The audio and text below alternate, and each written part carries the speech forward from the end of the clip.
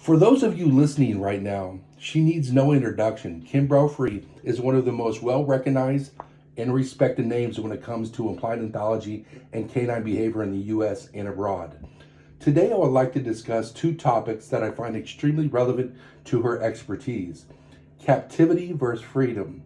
So, without further ado, let me invite applied anthologist and professional family dog mediator, Kim BROPHEY. Thank you so much for being with me today.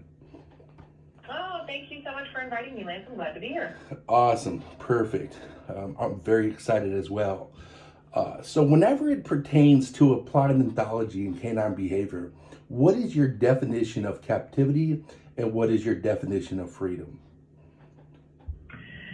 Well, I think there are kind of some traditional definitions, and then there's the way I would describe it. So I will give you my own kind of definition of that.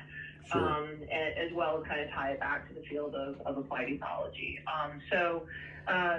The field of applied ethology, first of all, just to kind of give people a little bit of a point of reference, is the field of ethology, which is the study of animal behavior in their natural habitat, extrapolated to populations that are living under some type of direct human control, so captivity and domestication, or both.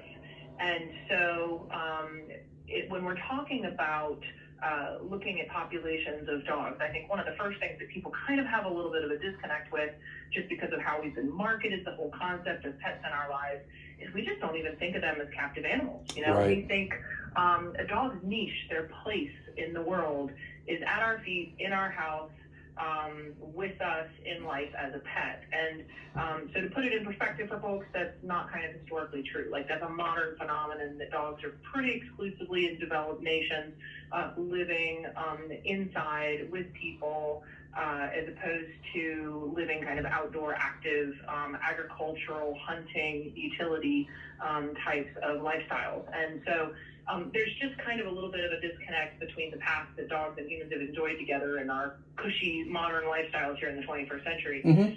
So with captivity, thinking about our dogs and recognizing that they are captive, meaning then that they are under, as pets, your average dog, exclusive human control. So what do I mean by that? I mean that the animal doesn't have autonomy to make their own choices, and they don't have the agency to solve their own problems in their environment. Right.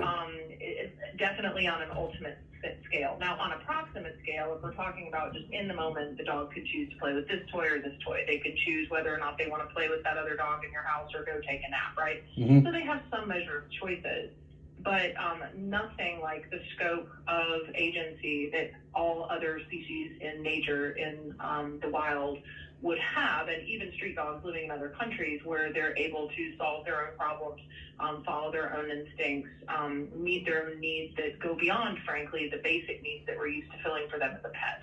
Exactly. Very interesting, and could not have said it better. Thanks for clarifying. So, can you explain what free ranging dogs are, or better yet, free living dogs, and if they suffer from fewer behavioral difficulties than domesticated dogs who are confined in houses and yards? Yeah, so I think one of the things that at least, most of us are not aware of, those of us living in developed nations here in the 21st century who haven't done extensive travel to developing nations, we're not aware that 80% of the dogs-ish on the planet right now are actually not living as pets. And that's a surprise to most people. Most people kind of have this idea in their mind, like, dog equals pet. That's what a dog is. Sure. But actually, the true kind of definition of the niche of a dog historically overall is what's still present for dogs in most of the world, where they are free-ranging, living in villages, urban environments, and rural environments, cohabitating with people, but filling that evolutionary niche of being a scavenger of human leftovers, opportunist of waste. And that was the original niche that dogs filled tens of thousands of years ago, as they found that they could meet those caloric needs more easily by hanging out in closer proximity to people. And that niche is still alive and well for those dogs. And so one of the things we look at in applied ethology is we look at a concept of like net welfare, right? right? And so some people would make the case that dogs living in those situations have really poor welfare. And on the surface, it definitely looks that way to us by our measure of just the basics, right? So their medical care is very, in most cases, not as good, obviously, as it would be for a pet dog. Their nutritional needs are not going to be as provided for. Their parasite control, their ability to be treated if they have some type of a serious injury. And so, as far as like basic health in that sense, they're more akin to how wild animals are that are not running through the veterinarian on a regular basis, making sure that they're up to date on all their vaccinations. So there is more risk to fall prey to or succumb to certain diseases or other medical problems, et cetera. But as well as risks in the environment because they're being hit by cars, et cetera.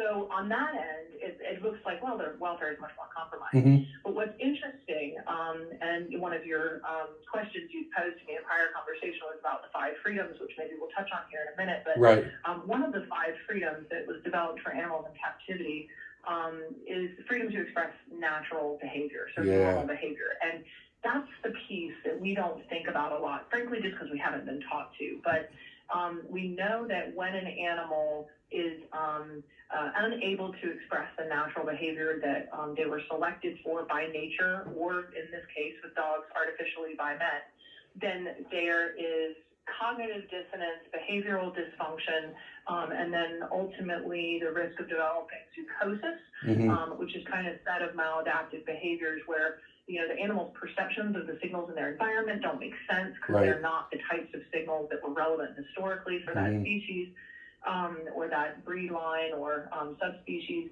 And so, as well as their behavior is not really working. So if we bred a dog, say, to track animals, and then to hunt them down and subdue them, as while the hunter catches up with them, and to bay along that whole process. So that would be like a scent hound example.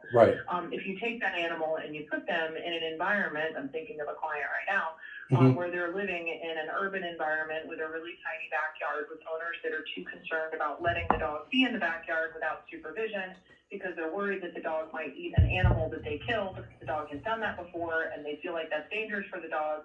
So now the dog is spending 23 hours a day inside in a small house, only outside for maybe 20 minutes here and there, supervised.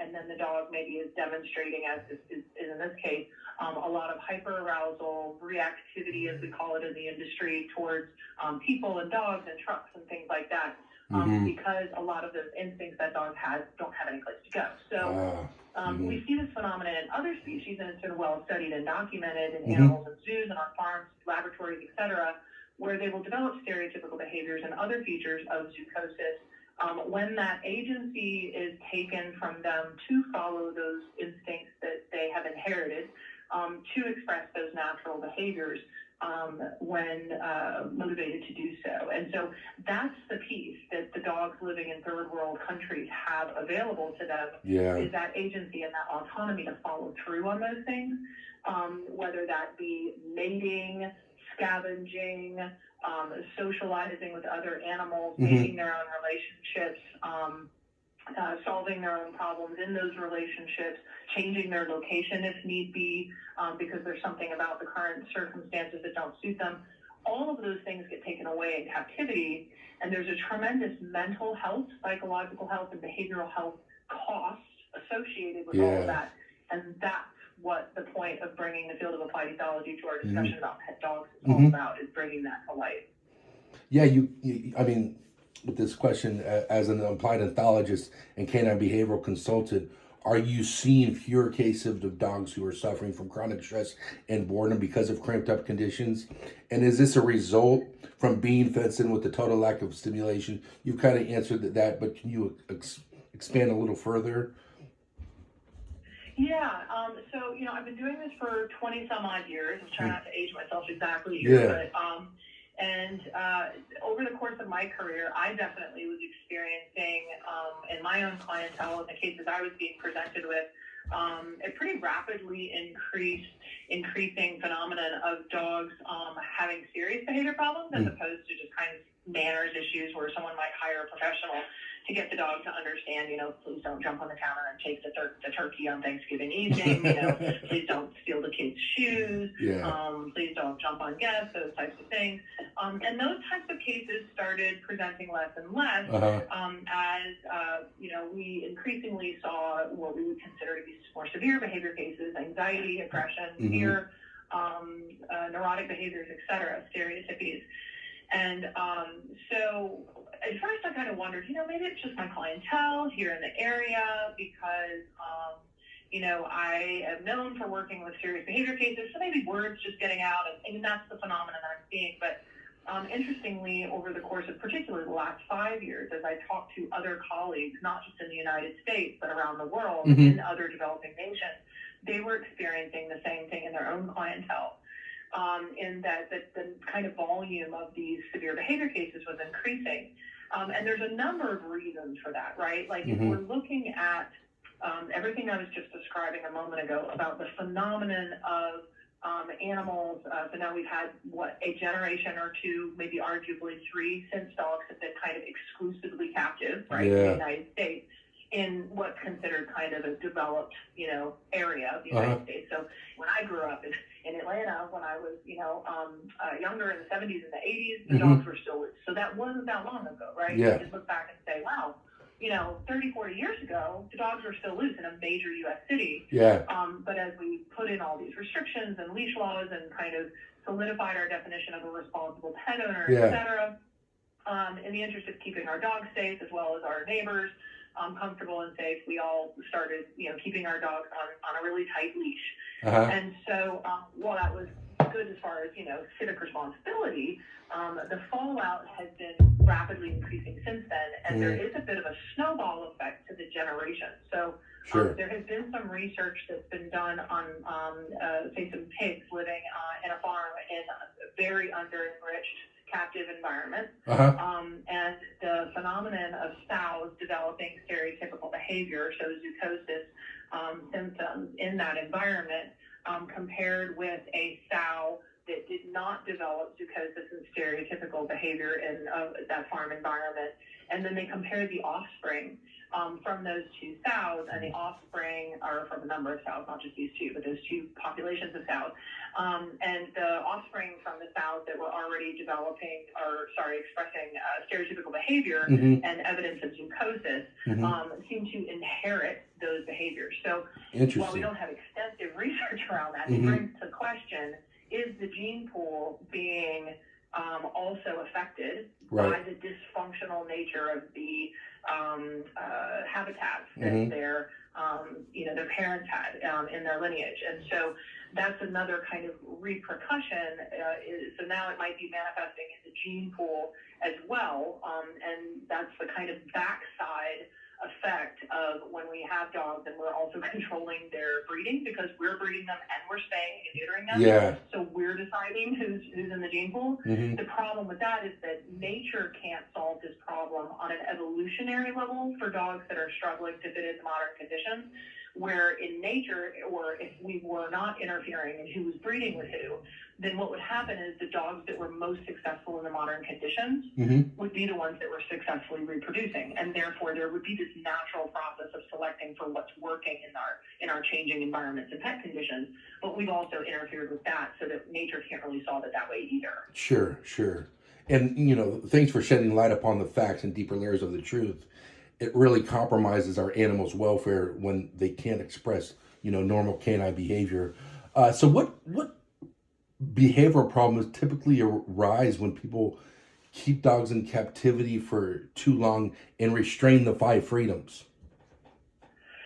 Well, so it can really express in a lot of different ways. And so, if you were looking at kind of a more kind of global, general set of definitions of what kinds of behavior problems we might expect to see, things like stereotypies are one of the top phenomena that we'll see. So like what we're thinking of is like neurotic or compulsive behaviors, where you get a behavior that has kind of a dysfunctional or ill-placed kind of practical application to the moment. So a dog that, paces back and forth in a room with some type of a rhythm, right?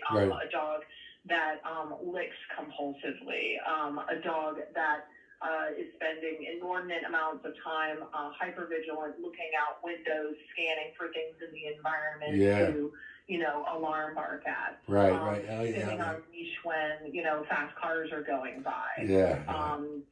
So any behavior that becomes kind of excessive or ill-placed, illogically placed, so there's no kind of function of the behavior. What happens is that's kind of this phenomenon of psychosis where, like, if the animal is not able to express a natural instinct and a natural drive, that drive is still there. And so it wants to go someplace. And so the animal experiences this internal frustration when they can't express it. So often it will find some outlet of expression that isn't really the nail on the head, and it doesn't really afford the animal the opportunity to kind of complete the behavior or have it be relevant to functional outcome. But the animal is engaging in a modal action pattern that's close enough to that instinct that it releases dopamine for the animal. So it internally reinforces the expression of that version of the behavior, and then the animal can actually get addicted to that behavior. So a common example that horse people will be familiar with is cribbing in stalls, where horses chew on the stall doors or the walls of the stalls or the bucket or whatever. Horses are meant to keep moving while they're grazing, right? Sure. So they get frustrated if we keep them stalled excessively, and they have this instinct to be grazing. And so whether they've eaten all their hay or not, the desire that they have to be moving and grazing is still a strong urge that they have, and then they can experience mental health problems if they can't. So often in dogs that we're working with, we'll see the types of behaviors that those dogs were bred for historically. So take a herding dog as a top easy poster child example, right? Bred for high drive, long days, reactions to sudden environmental contrast, fast movements, developed to organize other social animals, etc. So in pet conditions, in lieu of sheep, in lieu of any other livestock, in lieu of the opportunity to be working these 12 to 14-hour days on a farm, oftentimes those dogs will be at a higher risk for developing stereotypies when it comes to or dysfunctional behaviors or behavior problems in the face of things like going for a walk and then a car drives by. And that herding dog develops a pattern of behavior where they bark and lunge and then spin at the end of the leash because they can't actually follow through on the behavior to react to this fast-moving sudden environmental contrast, which is super helpful when you have sheep, and you need to help organize your rogue sheep that's running away from your flock there for whatever reason. It's not very helpful when we're trying to walk our border collie down an urban street. Exactly. Thanks for the input and knowledgeable feedback. I'm a big fan of Beyond the Operant. I'm also really appreciate the clarity and relevance in your TED Talk, and of course the bravery and depth that really hit home with me. So when any human or animal is subjected to the captivity or control of a person or entity and has to surrender power or autonomy, what kind of effects does that have on that human or dog's brain functioning and development? That's probably a better question for a neuroscientist like Kathy Murphy, right? To give us real insight into what's going on in terms of the functioning and the development of the brain. I can speak more about the kinds of behavioral fallouts as opposed to the specifics of the development. But I guess a better way for me to explain it as an applied ecologist is that in nature, everything is the way that it is for good reason, right? And yes, there's a little bit of just variation and experimentation that's happening genetically in every generation, but essentially nature is finding what works given the specifics of an environmental condition, what works for that habitat for that animal. So the animal then is born kind of with this knowledge, if you will, of what has been successful in the past. What kinds of signals in the environment are important, what kinds of behavioral strategies are going to work for me, et cetera. And it's meant to fit like a key to a lock, right? So, and part of that is agency and autonomy and cooperation and conflict resolution and, the ability to kind of navigate life on one's own terms, within whatever framework of your species. So the idea that we have about dogs, and I'm really glad that you asked this question directly, is that we have this right, and even stranger more so, we have this narrative that they want us to control them and be taking that agency away and making all these decisions for them. Like a dog needs a master, right? Like we have so many narratives around this whole idea of like, Exactly. dogs are supposed to be obedient. Yeah, exactly. Disobedient. That's all this culturally conditioned stuff that we have, right? So true. Then it's kind of like the aim of our cultural concept of pet dogs, right. Compliance. And then the industry is arguing about which is the kindest method of accomplishing compliance. But the entire concept of compliance as the end game and the goal really needs to be put under a microscope. Like we need to check ourselves and say, what is that about? Like we do have we get reinforced for having power over others, which is something we should really check out with ourselves. Like why do we feel reinforced by the fact we can get dogs to do all this stuff that we want them to do, even if it doesn't have a real benefit to them? Like it doesn't increase or improve their welfare in any meaningful way. Exactly. We want to, want is maybe even not a fair word. We have this kind of unchecked assumption that is our place and that is their place. And so, I think about things like other analogies that can help us put this kind of stuff into perspective, because I think we figure, well, but if I, do all these other things with my dogs that they really like and everything, and like by and large they seem happy and I'm nice to them, then that's all fine, right? And so I can give them more freedom, maybe by, say, using a specific tool that allows me to let my dog off leash more because I can punish him if he decides not to come when called.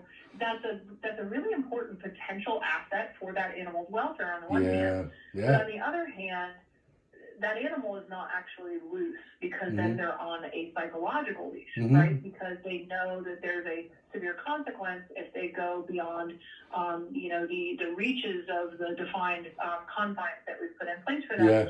And while it's tricky because it's kind of necessary because of pet conditions, if they're going to be at our side and they're an animal, we are responsible for our dogs, right? Like we can't just let them do whatever to the neighbors and the neighbors' dogs, right? Kids. But it does put the whole situation in a bit of a pickle because, yes, they need us to be their guides and their stewards if they're going to be our pets at all, and we aren't just going to have them living as they are in the rest of the world and free-ranging, cohabitating, and we are going to, have this pet model that we do, which at this point I can't see turning around, then we have to find this middle road where we are maximizing their opportunities to do what they want, follow their own instincts, meet their own needs in healthy ways. To the client I was mentioning with their urban backyard, to Catahoula actually, which is like if you want a dog, there's a whole lot of dogs for a whole lot of reasons. Catahoulas are one of them. And one of my recommendations to her when I just spoke with her was, you should let her be in the yard as long as she wants during the day. It's a safe, secure yard. There's nothing she can get into other than, yes, maybe she will find herself a squirrel and possibly eat it. But at the same time, she's on a wormer. She's, got good medical care. And the amount of frustration she's experiencing because you're not giving her that. You're not saying, yeah, you can do whatever you want in the yard as long as you need to for you to feel behaviorally healthy and satisfied. So those are kinds of examples of the compromises, right, that we can make where we can put deposits in that bank account for that dog's welfare. And realize that a lot of the things we do as a matter of just kind of cultural normalcy are constantly making withdrawals on that ultimate welfare for them. Exactly. I mean, in a scenic arrangement, that's why I hit trails or, beaches at like 6:30 in the morning, when no one's there. And I'm big on like voice and sight control. Like you talked about before, that sudden environmental contrast on the mountain trails, you know what I mean? So I'm very, methodical on, what time, how I set my dogs up for success by the time of day that I'm taking them to these, these locations. But, so what happens, so what happens if a dog's behavior, when you restrain a dog's hardwired natural instincts from what they're genetically programmed to do? And you've kind of spoke about this during this interview, but can you expand a little bit more? Yeah, I mean, so first of all, one of the things that I think is important to remind everyone is that genetics aren't predictive, right? And so, like, when we're saying, well, okay, so I've got that border collie, we can make a well-educated guess that the likelihood is that that dog is going to have some behavioral software and therefore needs that they need to have met in order to be behaviorally healthy that are specific to the phenotype of a border collie. Now, there could be a puppy in a given litter that's like doesn't have the herding drive and all of that. So just so people have that in the back of their mind, like just because the dog is a specific breed doesn't mean they are going to express or even need to express or need a healthy outlet form of expression for some of those instincts. Sure. But so looking at the kind of standard deviation, data points as they're falling for, say, average herding dogs or average border collies, then we want to be able to say, like, okay, so first of all, we have a dog that just has a really strong, high drive to work for long periods of time. They're athletic, they're intelligent, they were developed not only to be reacting to these sudden environmental contrasts, controlling the movement of livestock and other animals, also being protective of those animals, et cetera. But they are also part of their phenotype and the selective pressure is that they are looking for that close relationship and the set of directions from a person. So we have bred that into certain dogs. Where it's almost like that wiring in of deference to the opinion and the directions of a person, which is really handy. It's why a lot of dog trainers really love working with herding dogs, because they make us look really good, because they're like chomping at the bit to engage in a lot of that training that we like to do. So, being able to meet those dogs' needs across the board, if we're really understanding all the pieces that go into it, and my book tries to cover most of those bases about the types of things you need to keep in mind for each genetic group, then you can say, all right, so I'm definitely meeting the needs of maybe that border collie's drive to follow directions. So even just doing agility and taking complex, dynamic, quick directions from someone, that can be really satisfying for that component. But maybe for that dog, the piece that isn't getting an outlet of expression is the drive to control other animals, right? And so we haven't really funneled that to an appropriate place. So a lot of professional dog trainers that do run their dogs in agility also have really reactive dogs. And that's kind of a well-kept secret in the dog industry, right? But a lot of those same dogs that are champion agility dogs or flyball dogs or rally dogs can also have real issues with, say watching another dog run the course. Because they perceive that as an arousing, fast-moving, sub-environmental contrast that they need to be regulating. So, all the border collies on the sideline might be barking at the one whose turn it is. So true. Or they might have problems walking by them, in the arena or something like that, or even just in the person's own life and neighborhood. That same dog that's got ribs all over the wall for winning agility might have trouble walking down the street with their person with joggers going by, or bicycles, or cars, without lunging and barking in response to that. And so then we might think, okay, is there some type of a healthy outlet of expression that I can find for that dog for that drive to control others and fast movement, because it's apparent in that dog's behavioral expression that there is a drive there. And if it's coming out in unhealthy ways, like cars and bikes and stuff like that, then it means that there's an unmet drive there. And oftentimes, trainers will describe having to play whack-a-mole with behaviors. Like, we all know what that's like. So we solve one problem with a dog, and then another one pops up. And we solve that one and another one pops up. Or something works for a while, then it stops, Sure. We need to start looking at that as, sure, maybe you just need to try a different training technique. That's what trainers usually assume, especially when they're judging each other. Oh, you just didn't do it right. You didn't use the right training technique. Maybe. That could be the case. But oftentimes it's because we just are scraping the surface with our interventions, So the same dog I was talking about with the backyard and wanting to eat the bunnies and hunts, the Catahoula. Catahoulas, just for anyone who doesn't know, have herding, bull, and scent hound in their ancestry. And so there's a lot going on under that hood. So for this particular dog, Right. I met this couple a number of years ago, and they actually hired me originally to work with their border collie they had rescued who had really severe issues. And so we had talked a little bit about this particular dog, and I had given them some advice just to try, and it had worked really well. So we hadn't even talked about this dog that I'm now helping them with, because we were focusing so much on their other one. And the strategies that we had developed were really effective, and then they stopped working. So one of the things that we were talking about yesterday, as we're revisiting this dog a couple years later, is that there's a pressure, there is a intensity of a need, a drive, a disturbance that is the source of this. And so what we need to do is we really need to try to dig around and figure out how we can let the pressure out of the tank in appropriate ways. So that's one of the reasons we ended up talking about, giving her more time in the backyard. But sometimes the solutions for these kinds of problems, as trainers like to throw training and everything, sometimes the solutions are more about environmental provisions, management, setting the dog up for success, recognizing those needs behaviorally and making sure that we're meeting them in really important ways. And then strangely enough, the quote problem just kind of goes away because it's a symptom of a deeper issue. And so we don't really need to train at the specific problem where it's manifesting. What we need to do is discover, kind of like detectives of details and behavior, where is this coming from and how can I get to the bottom of it? And so the whole new model we're trying to introduce to the industry of family dog mediation is about exactly that, getting to the bottom of it and oftentimes solving problems in much simpler, less complicated ways. So true. Thanks for crystallizing my thinking and helping me understand what contributes to these biological and environmental factors. So in a human-dominated world, what would you say is the largest contributor that causes behavioral dysfunctions with our domesticated dogs today? I don't know, Lance. I wish I knew. I think there's a lot of things. I think it's, one of the top ones, of course, is the amount of time spent inside. That's definitely at the top of the list, right? And closely related to that, also at the top of the list, is our sedentary lifestyles, right?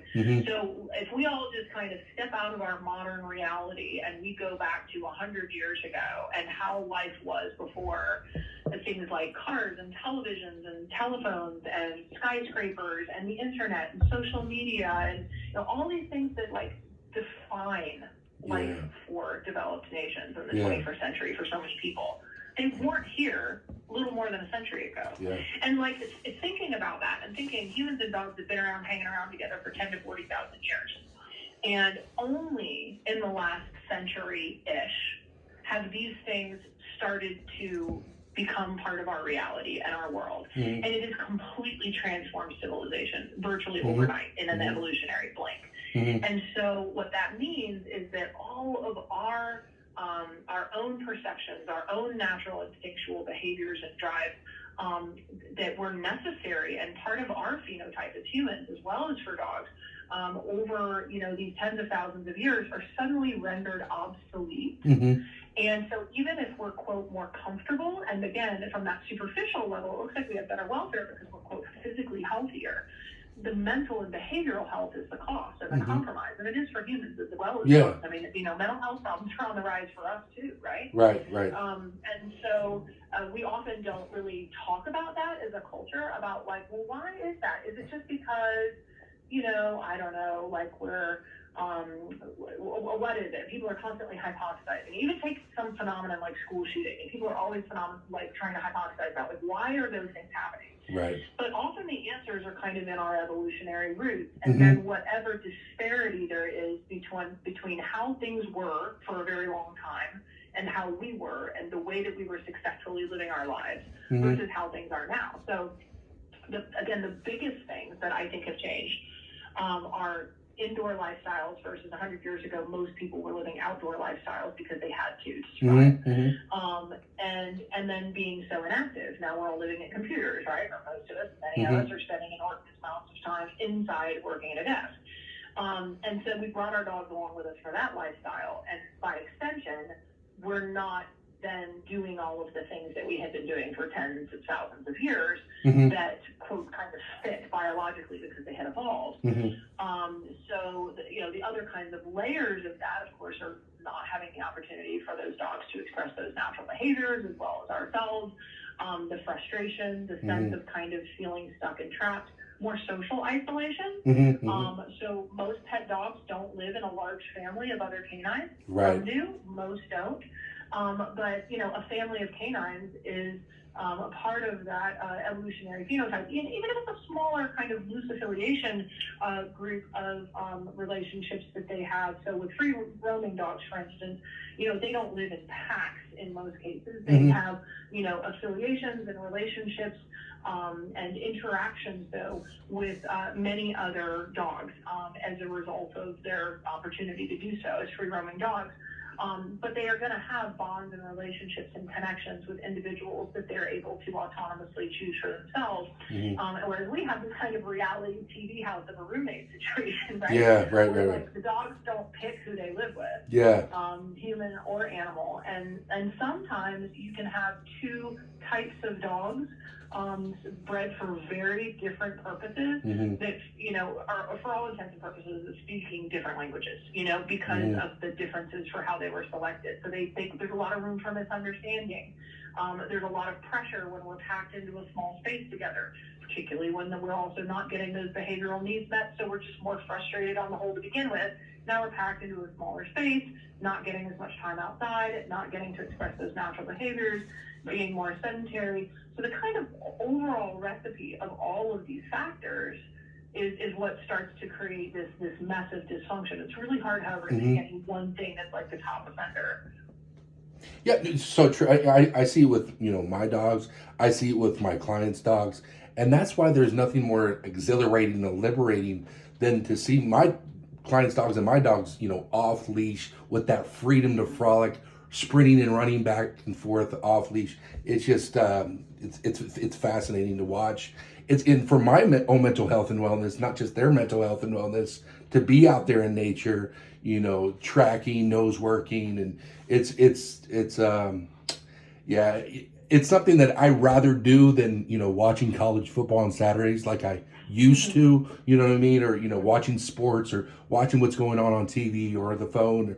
It's just something that I know that I'm meeting my dog's needs, my clients' dog's needs, by taking them out in their natural environment and letting them play and have fun, and not trying to micromanage the environment, but having kind of that split focus resiliency where I don't need to recall them. They're coming back to me naturally, when you build that type of behavior. So it's it's definitely it's definitely fun. I think this is one of those reasons why I'm really excited about our partnership, which is just, it's just kind of like a win-win that we believe in each other, so we're spreading the word about each other kind of thing, partnership that we have with SniffSpot at this point, because SniffSpot is one of the only new modern solutions that has come onto the market for this problem that we've been talking about so far today.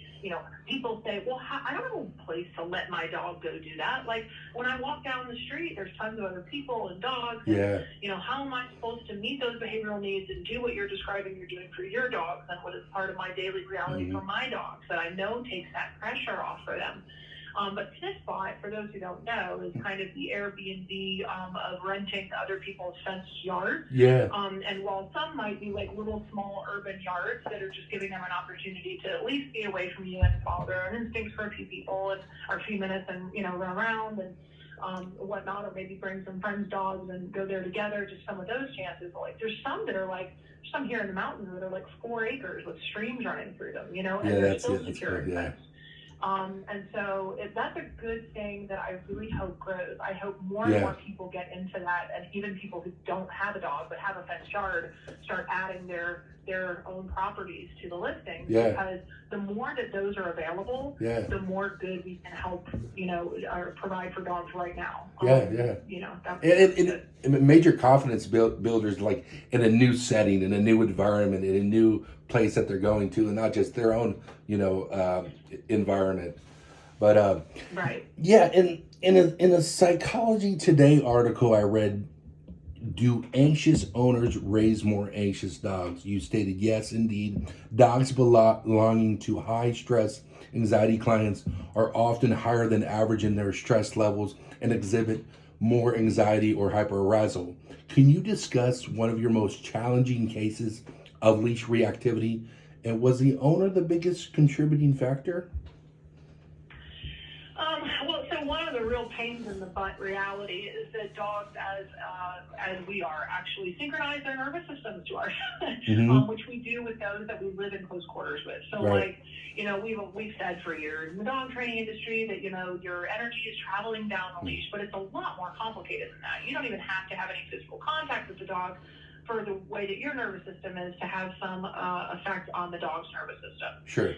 And so it's happening kind of the front end and back end, meaning that like on literally a neurological, physiological level, Mm-hmm. we are influencing each other's nervous system. So when we're having this high stress, multitasking, super challenging lifestyle filled with all of these, beeps and emails and, whatever, all the things that are kind of making our heart race faster, making life more difficult for us to keep up with, that is trickling down to our dogs, Mm-hmm. even on that neurological level.